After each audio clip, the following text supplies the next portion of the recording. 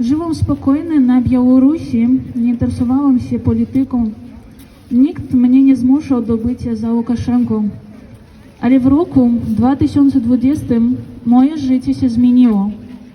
Zrozumiałam, że być obywatelem swojego kraju oznacza nie tylko żyć w swoim kraju, ale także mieć możliwość wpływu na to, co dzieje w nim.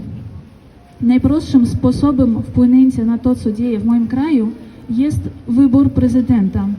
Zrozumiałam, że mogę być obserwatorem wyborów, ale prawo wyboru zostało odebrane wszystkim Białorusinom i próbowali wmówić wszystkim, że Łukaszenko jest najlepszym prezydentem. Nie zgadzamy się z takim stanem rzeczy. I teraz na Białorusi policja szuka wszystkich aktywnych ludzi i próbuje wmówić, że jest inaczej. O tyle tutaj mamy zupełnie inne możliwości.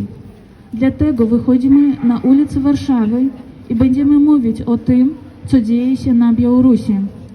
Wiem, że wiele osób może pomyśleć, co ja mogę sam zrobić.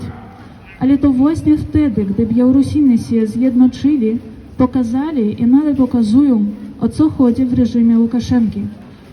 Mamy dużo politwięźniów w naszym kraju i każdy może być takim człowiekiem. Też mamy dużo ludzi, którzy teraz walczą na Ukrainie. Mamy nawet ludzi, którzy już zaginęli na Ukrainie. Ale my będziemy przeciwko Łukaszence zawsze i będziemy wychodzić i mówić o tym, co się dzieje w naszym kraju. Dziękuję.